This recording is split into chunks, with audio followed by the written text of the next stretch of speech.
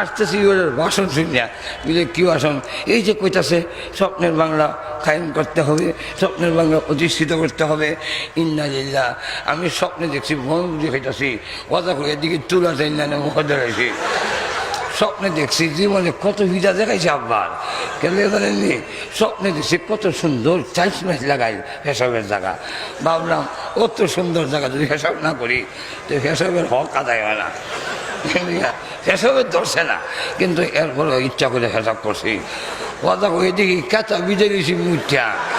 এখন যদি স্বপ্ন বাস্তবায়ন করেন লাগে খেতা মতন লাগবো, যদি স্বপ্ন বাস্তবায়ন করে তুলা হায়া মরণ লাগবো। যদি এখন ঠিক না হইল না, আইলো আবার মহাজুরের বাংলা, চুরি কমে না, হাইটেক কমে না, চিন্তাই কমে না। এরপর আইলো ডিজিটাল বাংলা। ডিজিটাল বাংলা কি? উন্নয়নের জোয়ার বইতেছে, উন্নয়নের জোয়ারের সুরে বাংলাদেশে 100টা রাস্তার মধ্যে 95টা রাস্তা বড় বড় গাথা।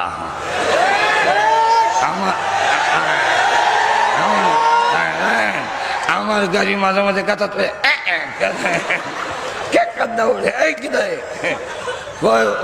গাথা। আর কি এর গাথা? এটা উন্নয়নের গাথা, উন্নয়নের জোয়ারে গাথা হয়েছে। এরপরে গণতন্ত্রের উন্নয়ন হয়েছে। কি উন্নয়ন? একবেলা চিকিৎসা দিছে রুগীর, বিকালে বাচ্চাদের সাথে দেখা হয়েছে, জিজ্ঞাসা করলো তোমার শাশারে যে চিকিৎসা দিলাম কিটা কেমন? বলে উন্নতি হয়েছে। কেমন উন্নতি? বলে আগে তো বিশ্বনাথ টয়লেটে গিয়ে হারানো করতো, এখন বিশ্বনাথ করে। এটা উন্নতি হইল কেমনে? এটা উন্নতি হইল কেমনে? বিশ্বনাথ করে, আগে টয়লেটে গিয়ে তখন বিশ্বনাথ করে। এটা উন্নতি কেমনে?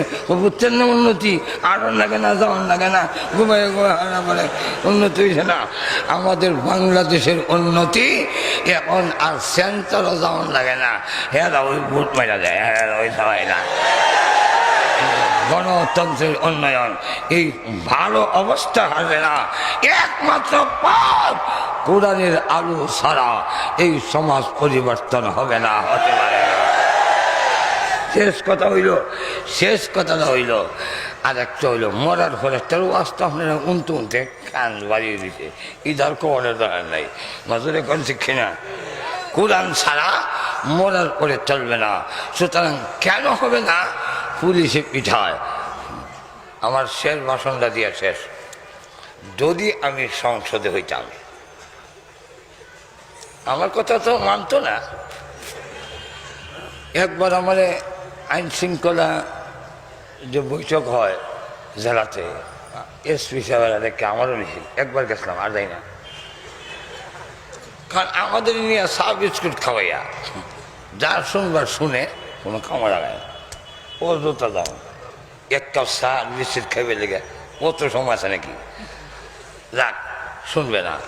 আমি যদি সংসদে হইতাম যে কথাটা বলতাম এটি আমার আজকে ফিনিশিং। কমু সংসদীয় ভাষণ, মা ঘুমাই গেছেন নাকি? আমার সংসদীয় ভাষণ, মাননীয় স্পিকার, 50-এর ঊর্ধ্বে মন্ত্রী পরিষদের সদস্য, 50-এর উপরে। এর মধ্যে কোন মন্ত্রী আছে দপ্তরবিহীন, যাকে বলা হয় উজিরে খামাখা, মানে খালি খায়, কাম নেই। মাননীয় স্পিকার, এর মধ্যে একটা বিভাগ আছে হেলথ, স্বাস্থ্য বিভাগ। এর একজন দায়িত্বশীল মন্ত্রী আছে, যার নাম স্বাস্থ্যমন্ত্রী। মাননীয় স্পিকার, স্বাস্থ্য ভালো হইলেই চুরি করে, স্বাস্থ্য ভালো না তাহলে চুরি করতে এমনি। আমার এলাকার এক চুরে দিকে নাম, কিরে চুরি করস নি? না যাই না। কেন? সাথীরা নেয় না আমারে। কেন নেয় না? কাশি উঠতে থাকা, এই জন্য নেয় না। আচ্ছা যাক, স্বাস্থ্য ভালো না তাহলে চুরি করবে না, স্বাস্থ্য ভালো থাকলেই চুরি করে, ডাকাতি করে, গাড়ি ভাঙ্গে, হাইজ্যাক করে, ধর্ষণ করে, ইফটিজিং করে। এটা দেখাশোনা করার জন্য এই অবস্থা। আপনার একজন মন্ত্রী আছে, বিভাগ আছে। মাননীয় মাননীয় স্পিকার, আপনার মাধ্যমে এবং আজকের এই সমাবেশের মাধ্যমে আমি সরকারের কাছে সবিনয় অনুরোধ রাখতে চাই, আপনাদের খরচ হইলেও আপনারা না পারলে আমরা দেবো, আমরা দেবো। আমি তো এমনিতেই ইনকাম ট্যাক্স দেই, বাড়ির ট্যাক্স দেই, গাড়ির ট্যাক্স দেই, এমনিতে দিতে আসি, আরো লাগলে দেবো। ঘুমাই গেছে নাকি? আর একটা বিভাগ বানানো হোক, এই বিভাগের নাম হবে চারিত্রিক বিভাগ। এই বিভাগের একজন দায়িত্বশীল থাকবে, যিনি হবেন, উপাধি হবে চরিত্রমন্ত্রী। তাও একজন বিজ্ঞ আলেম হইতে হবে, বিজ্ঞ আলেম হবে না। আমাদের জনাব হযরত মাওলানা মুফতি মাহফুজুল হক সাহেবের মতো এমন একজন বিজ্ঞ লোককে যদি চরিত্রমন্ত্রী বানাইয়া দেওয়া হয়, আর উনি যদি প্রথম পদক্ষেপ গ্রহণ করে মাননীয় স্পিকার সচিব থেকে নিয়ে